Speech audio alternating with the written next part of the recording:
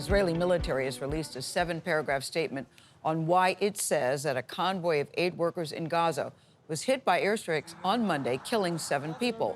President Biden expressed outrage over the deaths in a tense call with Israel's Prime Minister Benjamin Netanyahu yesterday, which could mark a major shift in U.S. policy. More on that in just a second, but we're going to start with Holly Williams. She's in Israel. Holly, good morning. What does this report say?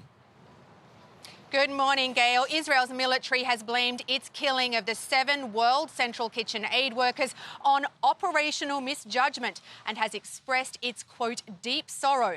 It says members of its armed forces were convinced they were hitting Hamas, but they were in violation of standard operating procedures.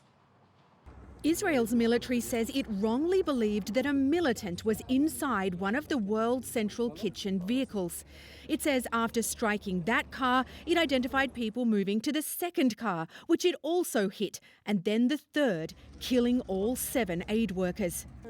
The report also found that the Israeli military's cameras failed to detect the markings on the World Central Kitchen vehicles.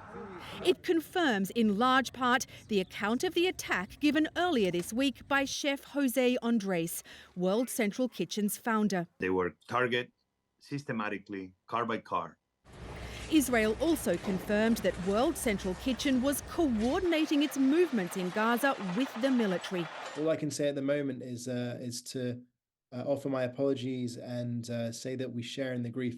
Despite the deaths of the aid workers, a spokesman for Israel's government insisted yesterday that Israel is setting a, quote, new gold standard in preventing civilian casualties. Yet, President Biden has said that this was not a standalone incident and Israel has not done enough to protect civilians. I mean, is that a wake-up call for Israel? Our fight is with Hamas, not the people of Gaza, and we will do our utmost to limit civilian casualties on both sides. But the medical aid group Doctors Without Borders said yesterday it does not accept the incident was simply a mistake, claiming it's part of a pattern of deliberate attacks. Humanitarian workers are protected. No ifs, no buts.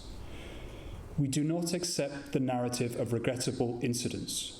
In a phone call yesterday between President Biden and Israel's Prime Minister Benjamin Netanyahu, the president said US policy on Gaza will depend on Israel taking steps to reduce civilian harm and address the safety of aid workers.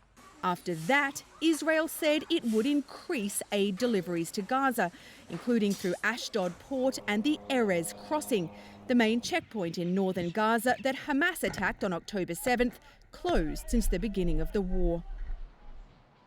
Israel's military says 2 officers have already been dismissed, and it says the findings of its investigation have been passed on to military prosecutors to determine whether to open a criminal prosecution.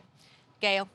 That's interesting. Holly, before you go, does the report say why the Israelis believed, as we just heard, that they thought that there were militant gunmen inside this convoy? What made them think that? Gayle, it's an extremely complicated account of trucks unloading food aid at a makeshift pier, Israel's military believing that they spotted gunmen, vehicles entering and then leaving a hangar, all resulting in that critical error. The bottom line is this should never have happened. Yes, we all agree with that. Holly Williams reporting from Israel, we thank you. And just moments ago, the World Central Kitchen released a statement that says, in part, without systemic change, there will be more military failures, more apologies, and more grieving families, adding, we demand the creation of an independent commission to investigate the killings of our colleagues. The IDF cannot credibly investigate its own failure in Gaza.